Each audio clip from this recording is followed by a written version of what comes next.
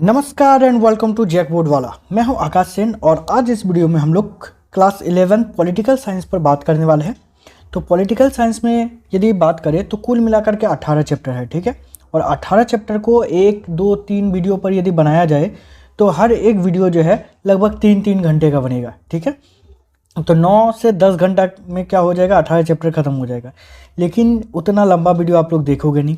इसी के कारण मैं प्रयास करूँगा कि इस 18 चैप्टर को कुल मिलाकर के 5 वीडियो में कंप्लीट कर दूं, ठीक है। तो ये है आप लोगों का वीडियो नंबर 1 और प्रश्न संख्या 1 के साथ हम लोग प्रारंभ करते हैं, ठीक है। प्रश्न संख्या 1 हम लोगों को दिया गया है कि 1946 में बनी हमारे संविधान सभा में देशी रियासतों को कुल कितने स्थान दिए गए थे। तो यदि हम लोग बात करें तो कुल मिलाकर के दिया गया था 93 स्थान, ठीक है, मतलब 93 स्थान दिया गया था।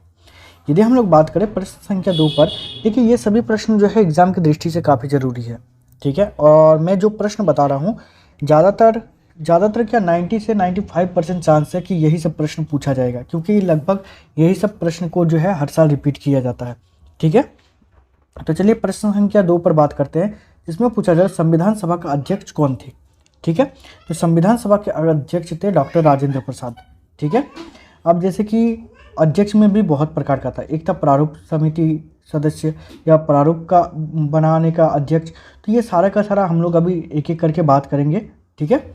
अगला प्रश्न पर यदि हम लोग बात करेंगे तो अगला प्रश्न हम लोगों से पूछा जा रहा है कि भारत एक गणतंत्र देश है, क्योंकि तो इसके पीछे क्या कारण है कि भारत एक गणतंत्र देश है। तो इस राष्ट्रपति राज्य अध्यक्ष जिसका पद निर्वाचित है। यदि इसमें समझने का प्रयास करें, यहाँ पर हम लोगों को बताया जा रहा है कि हमारे देश का सबसे बड़ा पद जो है राष्ट्रपति के पास है। और इंटरेस्टिंग बात यह है कि राष्ट्रपति को भी चुना जाता है, ठीक है, हमारे यहाँ। और इसी के कारण जो भारत एक गणतंत्र देश है, ठीक है। यदि प्रश्न संख्या 3 पर बात करें तो प्रश्न संख्या 4 जिस पे पूछा जा रहा है कि संविधान सभा का गठन किस योजना की सिफारिश पर किया गया।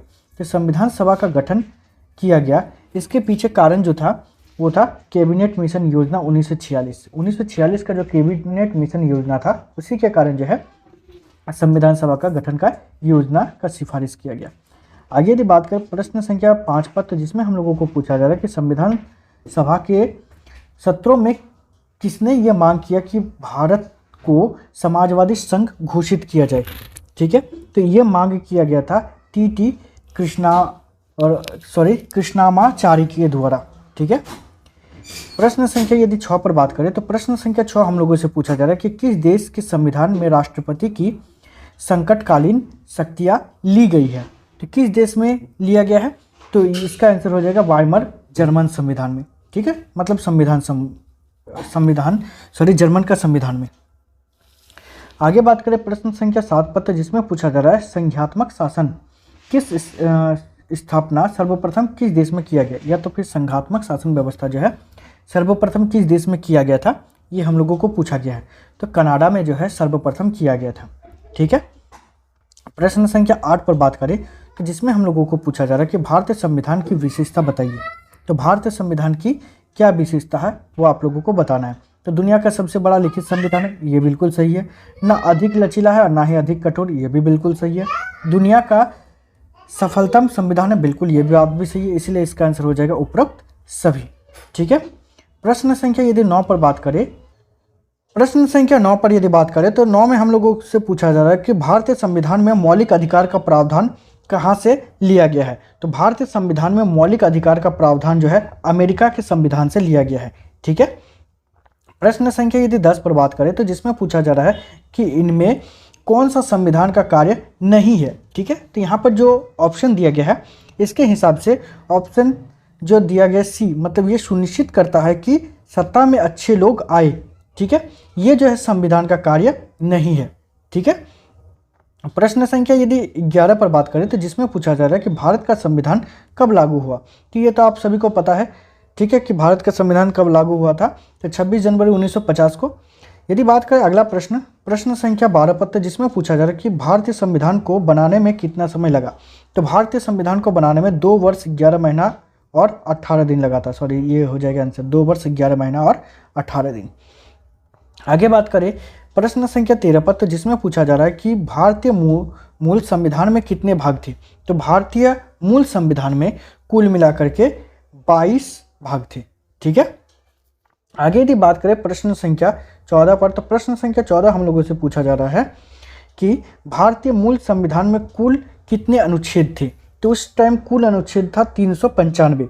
ठीक है, आगे यदि बात करें प्रश्न संख्या 15 पर, तो प्रश्न संख्या 15 हम लोगों से पूछा जा रहा है कि संविधान की कुंजी किसे कहा जाता है? तो प्रस्तावना को जो है संविधान का कुंजी कहा जाता है। ठीक है, प्रश्न संख्या 16 जिसमें पूछा जा रहा है कि हमें संविधान की आवश्यकता क्यों होती है? ठीक है, तो इसका आंसर हो जाएगा कि देश में शासन व्यवस्था चलाने के लिए, कानून व्यवस्था बनाए रखने के लिए, सरकार की शक्तियों का दुरुपयोग रोकने के लिए। तो ये तीनों हो जाएगा, इसीलिए इसका आंसर हो जाएगा उपरोक्त सभी। ठीक है, प्रश्न संख्या 17 पर बात करें तो जिसमें पूछा जा रहा है भारतीय संविधान किसने बनाया था? ठीक है, तो भारतीय संविधान को हमारे संविधान सभा के द्वारा बनाया गया था। ठीक है, आगे यदि बात करें प्रश्न संख्या 18 को, तो जिसमें हम लोगों से पूछा जा रहा है कि संविधान में न्यायिक समीक्षा की व्यवस्था किस संविधान से ली गई है? ठीक है, तो इसका आंसर हो जाएगा अमेरिका से। आगे यदि प्रश्न संख्या 19 पर बात करें तो जिसमें पूछा जा रहा है कि संविधान के बिना कोई राज्य नहीं हो सकता यह कथन किसका है? ठीक है, तो ये कथन है हमारे जेलिनेक की। ठीक है, जेलिनेक की। आगे यदि बात करें प्रश्न संख्या 20 पर, तो जिसमें पूछा जा रहा है कि संविधान सभा ने अपना काम किस तारीख से शुरू किया था? तो इसका आंसर हो जाएगा 9 दिसंबर 1945 से। ठीक है, अगला प्रश्न है हम लोगों का कि डॉक्टर अंबेडकर किस समिति के अध्यक्ष थे? तो इसी प्रश्न का मैं बात कर रहा था स्टार्टिंग में कि हमारे जो अध्यक्ष थे, बहुत प्रकार के अध्यक्ष बनाए गए थे संविधान में, तो इसका आंसर जो हो जाएगा प्रारूप समिति के अध्यक्ष। ठीक है, यदि आप लोगों को सिर्फ अध्यक्ष का बात करें तो डॉक्टर राजेंद्र प्रसाद का नाम लिखना है, और यदि आप लोगों को लिख देगा कि प्रारूप समिति के अध्यक्ष कौन थे, तो उस टाइम आप लोगों को डॉक्टर अंबेडकर का नाम लिखना है। ठीक है, प्रश्न संख्या यदि 22 पर बात करें तो प्रश्न संख्या 22 हम लोगों से पूछा जा रहा है संविधान की प्रस्तावना को भारत की राजनीतिक जन्म कुंडली किसने कहा था? ठीक है, तो इसका आंसर हो जाएगा आप लोगों का A.M. मुंशी ने। ठीक है, A.M. मुंशी ने। अगला प्रश्न है हम लोगों का प्रश्न संख्या 23 जिसमें पूछा जा रहा है किसने कहा कि भारतीय संविधान वकीलों का स्वर्ग है? तो ये कथन किसका था? तो प्रोफेसर आइवर जेनिंग्स का था। ठीक है, प्रश्न संख्या यदि 24 पर बात करें तो जिसमें हम लोगों से पूछा जा रहा है कि संविधान सभा का चुनाव निम्नलिखित में से किस आधार पर हुआ था? तो किस आधार पर हुआ था? तो इसका आंसर हो जाएगा वर्गीय मताधिकार के आधार पर। ठीक है, देखिए ये था पहला चैप्टर का। उसके बाद फिर दूसरा चैप्टर पर यदि बात करें तो दूसरा चैप्टर का भी हम लोग प्रश्न पर अभी देखेंगे। चलिए, प्रश्न संख्या 1 जिसमें बोला जा रहा है कि देश के संविधान में सर्वप्रथम मौलिक अधिकारों का समावेश किया गया था। ठीक है, ये प्रश्न है, इसका आंसर हो जाएगा अमेरिका।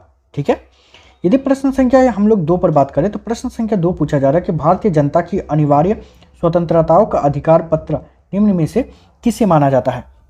तो इसका आंसर हो जाएगा मौलिक अधिकार को। ठीक है, प्रश्न संख्या यदि हम लोग 3 पर बात करें तो जिसमें पूछा जा रहा है संविधान द्वारा नागरिकों को प्रदत्त मूल अधिकारों की संख्या कितनी है? तो इसको यदि शॉर्ट टाइप से बोले, क्योंकि ये प्रश्न हम लोगों को पूछा जाता है कि भारतीय संविधान द्वारा नागरिकों को कितने मूल अधिकार दिया गया है?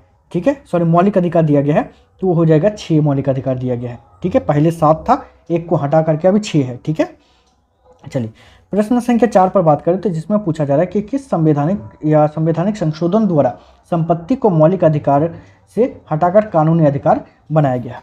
ठीक है, यही जो था पहले हम लोगों का संपत्ति का अधिकार जो है 7वां मौलिक अधिकार था, जिसको हटा दिया गया था। ठीक है, तो यहाँ पर पूछा जा रहा है कि किस संवैधानिक संशोधन के द्वारा इसको हटाया गया था? ठीक है, तो इसका आंसर हो जाएगा आप लोगों का 44वें संशोधन के समय। आगे बात करें प्रश्न संख्या 5 पर जिसमें कह रहा है कि संपत्ति का अधिकार अब क्या है? तो कुछ देर पहले ही आप लोग पढ़े इसके पिछले वाला कि कानूनी अधिकार है। ठीक है, प्रश्न संख्या यदि हम लोग बात करें तो यहाँ पर हम लोगों को बताया जा रहा है कि भारतीय संविधान में नीति निर्देशक तत्व किस देश के संविधान से लिया गया है? तो नीति निर्देशक तत्व जो है ये हमारे संविधान में आयरलैंड से लिया गया है। ठीक है, प्रश्न संख्या 7 पर यदि बात करें तो जिसमें हम लोगों को पूछा जा रहा है कि भारतीय संविधान के किस अनुच्छेद में नीति निर्देशक तत्वों का वर्णन है? ठीक है, तो संविधान के किस अनुच्छेद में वर्णन है? तो इसका आंसर हो जाएगा 36 से 51 तक में। ठीक है, अनुच्छेद 36 से 51 तक के बीच में। यदि बात करें प्रश्न संख्या 8 पर तो जिसमें पूछा जा रहा है नेहरू समिति ने अधिकारों की घोषणा पत्र किस वर्ष प्रस्तुत किया? तो किस वर्ष प्रस्तुत किया था? तो 1928 ईस्वी को प्रस्तुत किया था। ठीक है। प्रश्न संख्या 9 जिसमें पूछा जा रहा है कि किस वर्ष भारतीय संविधान में धर्मनिरपेक्षता का समावेश किया गया? ठीक है, तो इसका आंसर हो जाएगा हम लोगों का 1976 ईस्वी को, मतलब 1976 ईस्वी को। यदि बात करें प्रश्न संख्या 10 पर, तो जिसमें हम लोगों से पूछा जा रहा है कि राष्ट्रीय मानवाधिकार आयोग का गठन कब किया गया? तो राष्ट्रीय मानवाधिकार आयोग का गठन किया गया था 1993 ईस्वी को। ठीक है। आगे प्रश्न पर बात करें, प्रश्न संख्या 11, तो प्रश्न संख्या 11 पूछा जा रहा है कि संविधान में मौलिक अधिकारों का संरक्षक किसे बनाया गया? तो किसे बनाया गया था? तो इसका आंसर हो जाएगा आप लोगों का न्यायपालिका को। प्रश्न संख्या 12 जिसमें पूछा जा रहा है जीवन और दैहिक स्वतंत्रता का संरक्षण किस अनुच्छेद में वर्णित है? तो इसका आंसर हो जाएगा आप लोगों का 21 में, अनुच्छेद 21 में। ठीक है। प्रश्न संख्या 13 जिसमें पूछा जा रहा है कि पुलिस किसी अभियुक्त को कितने घंटों के अंदर निकटतम न्यायाधीश के समक्ष प्रस्तुत करता है? तो इसका आंसर हो जाएगा आप लोगों का 24 घंटे के अंदर। ठीक है। आगे बात करें प्रश्न संख्या 14 जिसमें पूछा जा रहा है कि निवारक नज़रबंदी के तहत अधिकतम कितने दिनों के लिए व्यक्ति को गिरफ्तार किया जा सकता है? ठीक है, तो इसका आंसर हो जाएगा 90 दिनों के लिए। आगे हम लोग बात करें प्रश्न संख्या 15 पर, तो जिसमें पूछा जा रहा है संविधान के अनुसार कितने वर्ष से कम उम्र के बच्चों को किसी कारखाने, खानदान या अन्य किसी खतरनाक काम में नियोजित नहीं किया जा सकता है? तो इसका आंसर हो जाएगा आप लोगों का 14 वर्ष तक या उससे कम के आयु वर्ष के बच्चों को। ठीक है। प्रश्न संख्या यदि 16 पर बात करें, तो जिसमें पूछा जा रहा है भारतीय संविधान के अनुच्छेद 32 में किस अधिकार का वर्णन है? तो अनुच्छेद 32 में जो है वो संवैधानिक उपचार का अधिकार का वर्णन है। ठीक है। प्रश्न संख्या यदि 17 पर बात करें, तो जिसमें पूछा जा रहा है कि राज्य में नीति निर्देशक तत्व भारतीय संविधान के किस भाग में उल्लेखित है? तो इसका आंसर हो जाएगा 4 में। ठीक है। आगे बात करें यदि प्रश्न संख्या 18 पर, जिसमें पूछा जा रहा है कि मौलिक अधिकारों की सूची का समावेश किस संवैधानिक संशोधन द्वारा किया गया? तो इसका आंसर हो जाएगा 42वां संशोधन में। प्रश्न संख्या 19 जिसमें हम लोगों से पूछा जा रहा है कि किनके विचारों से यह प्राप्त होता है कि अधिकारों में स्वतंत्रता और समानता दोनों ही निहित है? ठीक है, तो ये हो जाएगा ज्योतिबा फूले। आगे प्रश्न संख्या 20 पर यदि बात करें, तो जिसमें पूछा जा रहा है कि संपत्ति का अधिकार भारतीय संविधान के किस अनुच्छेद में शामिल है? तो संपत्ति का अधिकार जो है भारत के 300A, जो अनुच्छेद 300 का A जो है इसमें शामिल है। ठीक है। यदि प्रश्न संख्या 21 पर बात करें, तो जिसमें पूछा जा रहा है भारतीय संविधान के किस भाग में मैग्ना कार्टा कहा जाता है? या तो फिर संविधान के किस भाग को मैग्ना कार्टा कहा जाता है? ठीक है, तो ये हो जाएगा भाग 3 को। आगे बात करें प्रश्न संख्या 22 पर, जिसमें पूछा जा रहा है शिक्षा का अधिकार भारतीय संविधान के किस अनुच्छेद में वर्णित है? तो इसका आंसर हो जाएगा अनुच्छेद 21A में। ठीक है। बात करें प्रश्न संख्या 23 पर, जिसमें पूछा जा रहा है अस्पृश्यता का अंत भारतीय संविधान के किस अनुच्छेद में वर्णित है?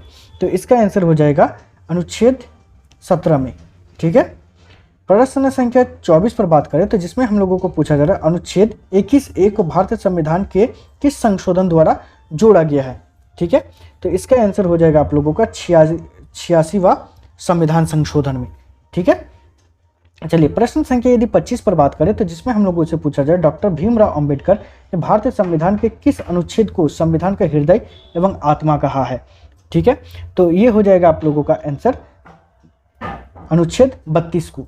ठीक है, तो अनुच्छेद 32 क्या है इसको आप लोग कमेंट करके बताओगे। ठीक है, यदि नहीं पता है तो वो भी कमेंट करोगे, मैं आप लोगों को बता दूंगा। लेकिन ये जो है आप लोगों का बहुत ही इंपॉर्टेंट क्वेश्चन है। यदि आप लोग बोलो कि सर ये इंपॉर्टेंट किस प्रकार से हुआ, तो अनुच्छेद 32 के कारण जो है ये बहुत ज़्यादा इंपॉर्टेंट क्वेश्चन बन जाता है। ठीक है, इसलिए आप लोग कमेंट करके बताओगे कि वास्तव में अनुच्छेद 32 में ऐसा क्या है जिसके कारण डॉक्टर भीमराव अंबेडकर ने संविधान के इसको हृदय और आत्मा कह दिया है। ठीक है। चलिए प्रश्न संख्या यदि 26 पर बात करें, तो जिसमें पूछा जा रहा है अनुच्छेद 29 एवं 30 में किसका उपबंध है? ठीक है, तो इसका आंसर हो जाएगा संस्कृति एवं शिक्षा संबंधी अधिकार का। आगे बात करें प्रश्न संख्या 27 पर, तो जिसमें पूछा जा रहा है कि कारखाना में बालकों के नियोजन का प्रतिषेध भारतीय संविधान के किस अनुच्छेद में है? ठीक है, तो इसका आंसर हो जाएगा आप लोगों का अनुच्छेद 24 में। अगला प्रश्न है हम लोगों का कि धार्मिक स्वतंत्रता का अधिकार संविधान के किस अनुच्छेद में वर्णित है? ठीक है, तो इसका आंसर हो जाएगा 25 से 28 में, अनुच्छेद 25 से 28 में। प्रश्न संख्या यदि 29 पर बात करें तो जिसमें पूछा जा रहा है कि मानव के दुर्व्यापार और बलात् श्रम का, बलात् नहीं यहाँ पर बालक होगा, ठीक है, या तो फिर बाल श्रम का परिच्छेद किस अनुच्छेद में वर्णित है, ठीक है, तो इसका आंसर हो जाएगा अनुच्छेद 23 में। आगे बात करें प्रश्न संख्या 30 पर, जिसमें पूछा जा रहा है सार्वजनिक पद पर कोई व्यक्ति अवैध रूप से आसीन है तो कौन रीट जारी कर सकता है, ठीक है, तो इसका आंसर हो जाएगा अधिकार परीक्षा, ठीक है। आगे यदि हम लोग बात करें, ठीक है, तो बात तो बाद में करेंगे, ठीक है ना, अगला वीडियो में। खैर तो आप लोगों के लिए इतना मेहनत कर रहे हैं तो आप लोग चैनल को सब्सक्राइब जरूर कीजिएगा और मेरा मोटिवेशन लेवल को बढ़ाने के लिए अपना फ्रेंड के साथ शेयर जरूर कीजिएगा, ठीक है ना। तो इस वीडियो में इतना ही, मिलते हैं नेक्स्ट वीडियो में, तब तक के लिए बाय, थैंक यू।